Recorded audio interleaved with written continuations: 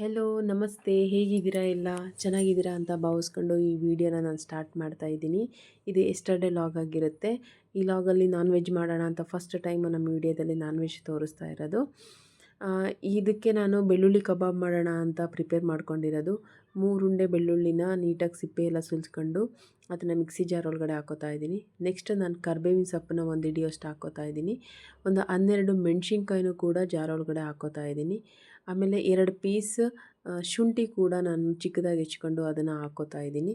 Next ಒಂದು 2 piece ಚಕ್ಕೆ ಮತ್ತು ಒಂದು 4 ರಿಂದ 5 ಲವಂಗನ ಹಾಕೋತಾ ಇದ್ದೀನಿ. ನೆಕ್ಸ್ಟು ನಾನೊಂದು ಬಾಣಲಿಯಲ್ಲಿ 3 ಸ್ಪೂನು ಜೋಳದ ಹಿಟ್ಟು ಹಾಕೋತಾ ಇದ್ದೀನಿ. ಅದಾದಮೇಲೆ 1 ಸ್ಪೂನ್ ಅಕ್ಕಿ ಹಿಟ್ಟು, 1 ಸ್ಪೂನು ಮೈದಾ ಹಿಟ್ಟು, 1 ಸ್ಪೂನು ಕಡಲೆ ಹಿಟ್ಟು ಹಾಕ್ಕೊಂಡು ಅದಕ್ಕೆ ತರಿಯಾಗಿ ರುಬ್ಬಬೇಕು. ಅದಕ್ಕೆ ನೀರನ್ನು ಏನನ್ನೂ ಹಾಕಬಾರ್ದು. ತರಿಯಾಗಿ ರುಬ್ಬಿರೋದನ್ನು ಆ ಹಿಟ್ಟಿನೊಳಗಡೆ ಹಾಕೋಬೇಕು. ಹಾಕ್ಕೋತಾ ಇದ್ದೀನಿ.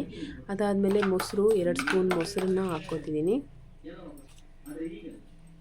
ಮೊಸರು ಆದಮೇಲೆ ಒಂದು ಮೊಟ್ಟೆ ಕೂಡ ಹಾಕ್ಕೋಬೇಕು. ಯಾಕೆಂತಂದರೆ ಅದೆಲ್ಲ ಚಿಕನಿಗೆ ನೀಟಾಗಿ ಹಿಡಿಬೇಕಲ್ವಾ. ಸೊ ಹಾಗಾಗಿ ಅದನ್ನು ಮೊಟ್ಟೆನೂ ಕೂಡ ಒಂದೇ ಒಂದು ಮೊಟ್ಟೆ ಹೊಡೆದ್ಬಿಟ್ಟು ಅದರೊಳಗಡೆ ಹಾಕಿ ನೀಟಾಗಿ ಮಿಕ್ಸ್ ಮಾಡ್ತಾಯಿದ್ದೀನಿ. ಯಾವುದು ಗಂಟಿರಬಾರ್ದು. ಮತ್ತು ನಾನು ಅದಕ್ಕೆ ನೀರನ್ನು ಕೂಡ ನಾವು ಹಾಕಬಾರ್ದು. ಟೇಸ್ಟಿಯಾಗಿ ಬೆಳ್ಳುಳ್ಳಿ ಕಬಾಬ್ ಬರಬೇಕು ಅಂದರೆ ಈ ಥರ ಐಟಮ್ಸ್ ಎಲ್ಲ ಹಾಕಿರಬೇಕು. ನಾನು ಫಸ್ಟ್ ಟೈಮ್ ಮಾತಾಡ್ತಾ ಇದ್ದೀನಲ್ಲ, ಈ ರೆಕಾರ್ಡಿಂಗ್ ಸ್ವಲ್ಪ ನನಗೆ ಕಷ್ಟ ಆಗುತ್ತೆ. ಸ್ವಲ್ಪ ಏನಾದರೂ ಮಿಸ್ಟೇಕ್ ಇದ್ದರೆ ಅಡ್ಜಸ್ಟ್ ಮಾಡ್ಕೊಳ್ಳಿ. ನೆಕ್ಸ್ಟು ಅದಕ್ಕೆ ಚಿಕನ್ನ ಆಲ್ರೆಡಿ ನಾನು ತೊಳೆದಿರೋ ಚಿಕನ್ನ ಆ ಬಾಣಲೆ ಒಳಗಡೆ ಹಾಕಿ ಎಲ್ಲ ನೀಟಾಗಿ ಮಿಕ್ಸ್ ಮಾಡ್ತಾಯಿದ್ದೀನಿ. ಚಿಕನಿಗೆಲ್ಲ ನೀಟಾಗೆ ನಾವು ರುಬ್ಬಿರೋದೆಲ್ಲ ಅದಕ್ಕೆ ನೀಟಾಗಿ ಅಂಟ್ಕೊಂಡ್ರೆ ಯಾವುದು ಅಂದರೆ ನೀರು ಹಾಕಬಾರ್ದು. ನೀರು ಹಾಕ್ತಿಲ್ಲ ಅಂತಂದರೆ ತುಂಬ ಚೆನ್ನಾಗಿರುತ್ತೆ. ನೀರು ಹಾಕಿದ್ರೆ ತೆಳುವಾದರೆ ಅದು ನೀಟಾಗಿ ಚಿಕನಿಗೆ ಅಂಟಿರಲ್ಲ. ನೆಕ್ಸ್ಟ್ ನಾನು ಇದನ್ನು ಅರಿಶಿನ ಪುಡಿ ಮರ್ತಿದ್ದೆ. ಸೊ ಅರಿಶಿನ ಮತ್ತು ಉಪ್ಪು ಎರಡನ್ನೂ ಕೂಡ ಹಾಕಿ ಮಿಕ್ಸ್ ಮಾಡ್ತಾಯಿದ್ದೀನಿ. ಇದು ಮತ್ತೆ ಮಿಕ್ಸ್ ಮಾಡಿರೋದು ಬೆಳ್ಳುಳ್ಳಿ ಕಬಾಬ್.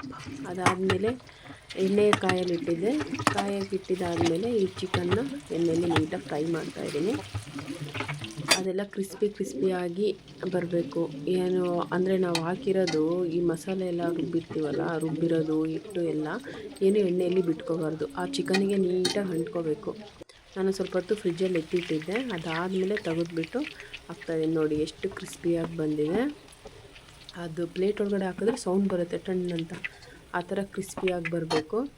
ತುಂಬ ಚೆನ್ನಾಗಿತ್ತು. ನಾನು ಮತ್ತು ಚಿಕನ್ ಫ್ರೈನೂ ಕೂಡ ಮಾಡ್ಕೊಂಡಿದ್ದೆ, ಬಟ್ ಆ ವಿಡಿಯೋ ನಾನು ಮಾಡ್ಕೊಂಡಿಲ್ಲ. ಅದು ತುಂಬ ಬಿಸಿ ಇತ್ತು. ಆ ಚಿಕನ್ ಪೀಸಸ್ ಮುಟ್ಟೋಕ್ಕೆ ಆಗ್ತಾಯಿರಲಿಲ್ಲ. ಸೊ ಅದು ತೋರಿಸ್ತಾ ಇದ್ದೀನಿ. ಅದಕ್ಕೆ ಕಲಿಸ್ಕೊಂಡಿದ್ದೆ. ಮಸ್ತಿತ್ತು ಊಟ.